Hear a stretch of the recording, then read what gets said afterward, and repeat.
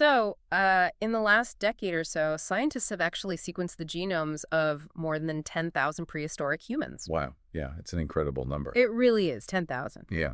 But I think the mind-bending part here is that, nearly half of all that ancient DNA didn't come from femurs or ribs or teeth. Right. It came from one tiny, completely inconspicuous piece of bone tucked right inside the skull. Yeah, and it's a staggering concentration of our historical data. Uh. I mean, a massive portion of our entire genetic understanding of the human past is resting entirely on this one specific anatomical structure. Which means the way scientists interact with that single piece of bone basically dictates the future of archaeological research. Exactly. So for this deep dive, we are looking at a stack of sources, but we're leaning really heavily on a fascinating study published in the journal PLOS One. Yeah, great paper. The research was led by Dr. Lumila Paula Menendez at the University of Bonn alongside an international team, and it really examines the methodology behind how we extract ancient human DNA. So, okay, let's unpack this for you. All right, let's get into it. Our mission today is to look at this massive unfolding crisis in paleogenomics, because there is a literal gold rush happening right now for ancient DNA, and it is physically grinding up irreplaceable ancient history. Yeah, literally grinding it up. And we are going to figure out how a high-tech medical scanner might just be the ultimate lifeboat to save that heritage. Because the stakes here, they extend far beyond just, a debate over laboratory techniques. We are talking about the fundamental preservation of human heritage. Definitely. Once an ancient sample is destroyed to extract its genetic material, the physical structure is gone forever. There's no getting it back. So the tension lies in ensuring that the scientific legacy of our ancestors remains intact for future generations to study, rather than being completely consumed by the researchers of today. Right, and to understand how this crisis developed, you first really have to understand the biological hero of our story, which is the Petrous portion of the temporal bone. Such a fascinating little bone. It really is. So the temporal bone sits right at the base and the sides of the skull, and the Petrous portion gets its name from the Latin word petrosus, which means rock-like. Right. And it is literally the densest, most highly mineralized bone in the entire human body. And its density is exactly what makes it so incredibly valuable to researchers. But there's this biological quirk that makes the Petrous bone truly unique. Oh. Yeah, so in the womb, this part of the inner ear develops fully by the 8th week of gestation. Wow, that early. That early. Yeah. And after that, it does not change. I mean, most of your skeleton is constantly remodeling and regenerating throughout your life, in response to stress, diet, aging. Right, your bones are living tissue. Exactly. The Petrous bone, however, remains locked in time from before you were even born. I love that. I've always thought of it as this biological black box flight recorder. That is a perfect way to put it. Because it's so unbelievably dense, it survives for centuries, sometimes millennia, buried underground. Yeah, long after other bones have degraded into dust. Exactly. Or been compromised by soil bacteria. This rock-like vault perfectly locks away a human's ancient DNA, what scientists call aDNA, protecting it from environmental decay. What's fascinating here is why this lack of remodeling matters to researchers who aren't looking for DNA at all. Oh, right, the morphologists. Right, because the bone doesn't change during adulthood. Its internal three-dimensional shape, which we call the bony labyrinth, it preserves incredibly pure phylogenetic signals. Okay, meaning what exactly? It basically reflects the random evolutionary changes of a population without the noise of an individual's specific lifestyle altering the bone shape. Ah, I see. So while it is a total goldmine for geneticists hunting for pristine DNA, it is an absolute treasure trove for morphologists who are studying human population history purely through physical structure. So you essentially have geneticists who want the DNA locked inside the vault and morphologists who want to study the architectural shape of the vault itself. Exactly. It's a tug of war. And if this bone is so vital to multiple fields of science, you would assume it's being treated with absolute reverence. You would hope so. But the reality is that the scientific community is actively destroying it. Yeah. The boom in genomics over the last decade has created a phenomenon that the source material refers to as Petrous fever, or the aDNA rush. Citrus fever. Right. The demand for sequencing ancient genomes is just insatiable right now. And to get to that pristine DNA trapped inside the cochlea, researchers physically have to breach that dense bone. Yeah, they drill into it. Right, they drill it, they pulverize it into this fine powder. So the very process of retrieving the genetic code completely obliterates the physical structure of the inner ear. It's totally gone. Morphologists are losing their primary source material so geneticists can gain theirs. And the situation is compounded by how siloed different laboratories can be. Yeah. You often see instances of what the paper calls double sampling. Oh yeah, this card drove me crazy. It's frustrating. Imagine an incredibly rare, perfectly preserved ancient skull. One lab might completely remove and destroy the left petrous bone for a DNA extraction. Okay. Later, a different lab or even a different department within the same institution will come along and remove and destroy the right petrous bone from that exact same skull. Just run, what, radiocarbon dating? Radiocarbon dating or isotopic analysis, yeah. They are essentially hollowing out the skull's history. Exactly. But okay, if the physical shape of this bone is so incredibly valuable, why are we treating it as an either-or scenario? That is the million-dollar question. Right. Why don't the researchers just take a high-resolution 3D scan of the bone before they grind it up? Like, just back up the file before you destroy the hard drive. Well, the technology to create that backup absolutely exists. We have microcomputed tomography or micro-CT scanning. Which is like a medical CT scan, but way more detailed, right? Exactly. It uses X-rays to create these stunning 3D models of internal structures, capturing internal morphology down to a fraction of a millimeter. So why not use it? Because geneticists have largely refused to use it due to a massive hurdle rooted in physics. Physics. Yeah. X-rays are a form of ionizing radiation. Right, and ionizing radiation deposits energy into molecules, which can cause biological damage. Yes. For years, there has been this really pervasive fear in the paleogenomics community that shooting X-rays into a 6,000-year-old skull will just fry the incredibly fragile DNA inside. Because ancient DNA isn't like modern DNA, is it? Not at all. Yeah. It is already highly degraded, surviving only in tiny, really fragile, fragmented strands. So they were worried the scan would ruin it. Exactly. The operating assumption was that the radiation from a micro-CT scan would shatter those fragile strands even further or alter their chemical markers, basically rendering the DNA completely useless for sequencing. So, driven by that fear, researchers just skipped the scanning step entirely. Yep. They'd rather lose the morphology than risk ruining the genetic data. Geneticists were essentially paralyzed by this assumption that X-rays would ruin their samples, but nobody had actually comprehensively proven it. No, it was just an accepted fear. Which is where Dr. Menendez's team decided to stop guessing and actually test the assumption. They set up a real-world study in Argentina to see if taking a 3D scan actually damages the DNA. Right. So the research team gathered 93 Petrous bone samples from archaeological sites across the Andes, central Argentina, and the Cuyo region. And how old were these samples? They dated from the middle to late Holocene, so the bones range from roughly 6,000 to 200 years old. Okay, so genuinely ancient stuff. Very much so. They took this collection and split it. 50 of the bones were put through a micro-CT scanner, specifically a SkyScan 1176, before any molecular analysis was done. And the other 43? They were left completely unscanned to act as a control group. Now, the parameters they use for the scanner are really important here, right? It's super important. Yeah. They set it to 65 kilovolts and used a 0.5 millimeter aluminum filter. Wait, why use an aluminum filter at all? So it comes down to how different types of X-rays interact with matter. The scanner produces a spectrum of X-ray energy. Low energy, or soft X-rays, don't have enough penetrating power to pass completely through a dense object, like the Petrous bone. So they get stuck in the bone. Exactly. They get absorbed by the tissue. And that absorption is what deposits energy and causes potential damage to the molecules. Oh, I see. By placing a 0.5 millimeter aluminum filter in front of the beam, the researchers physically block those soft X-rays, ensuring that only the high-energy, hard X-rays hit the bone. And those just pass right through. Right. They pass right through the sample to the detector, giving you the image without depositing the destructive energy into the bone itself. Wow. So they gave those 50 bones a highly detailed digital backup using those safe parameters. Yes, they did. Then they put all 93 bones, both the scanned and the unscanned, through the exact same rigorous DNA extraction and sequencing process. The exact same process. And if you are a skeptic out there listening, you're probably wondering if they just checked to see if any genetic material survived.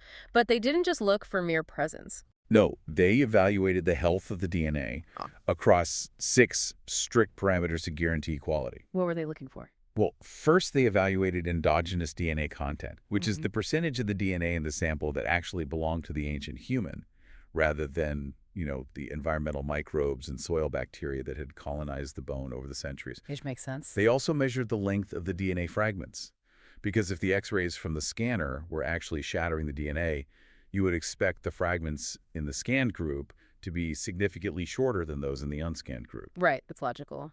They also looked at a specific type of chemical decay called C to T deamination. Ah. How does that help prove the quality of ancient DNA? Okay, so over centuries, a natural chemical degradation occurs where cytosine, which is one of the 4 base letters of DNA, it loses an amino group. Okay. It basically turns into uracil, which the sequencing machines then read as thymine, or T. This creates a highly specific damage pattern at the ends of the DNA fragments. And if you see this C to T deamination, it acts as a hallmark, proving you are looking at genuinely ancient DNA. Rather than modern contamination. Exactly, like DNA from the person who excavated the bone. By measuring this, the team ensured the scanner wasn't somehow altering this vital historical signature. So they ran the numbers across all these parameters, comparing the scanned group to the unscanned group. And the statistical results showed absolutely 0 significant differences. You're wrong. For the researchers listening, the p-value was greater than 0.05 across all metrics. The scanning did not hurt the DNA. Not at all. The fragments were just as long, the endogenous content was just as high, and the ancient damaged signatures were completely preserved. It is exactly like putting your luggage through the airport security scanner. Right. You put your bag on the belt, you're terrified that the X-rays are going to wipe your laptop hard drive, but it passes through, and your files are perfectly safe. Because the hard X-rays penetrate without destroying the stored information. Exactly. I love that analogy. It totally demystifies the physics. Your files are safe, the DNA is safe. If we connect this to the bigger picture, we do need to acknowledge a methodological limitation that the authors themselves note. Which is? This wasn't a perfect matched pair experiment.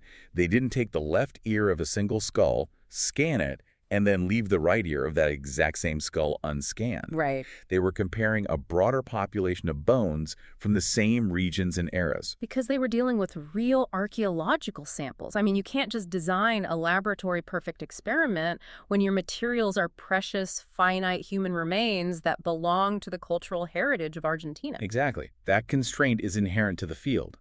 But even without matched pairs, this study provides crucial real-world observational proof. Yeah. It demonstrates that standard micro-CT scanning, when executed with the correct parameters like that aluminum filter, does not introduce large systematic damage to ancient DNA. So the pervasive fear that drove all that destruction of unscanned bones was largely unfounded. It really was. The digital lifeboat works.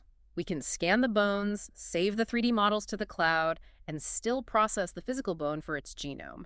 Everyone gets what they need. But, realizing the scanner is safe doesn't matter if researchers don't actually alter their behavior. Right, that's the hard part. The PLOS1 paper outlines a radical new methodology to stop this smash-and-grab approach to paleogenomics. Yes.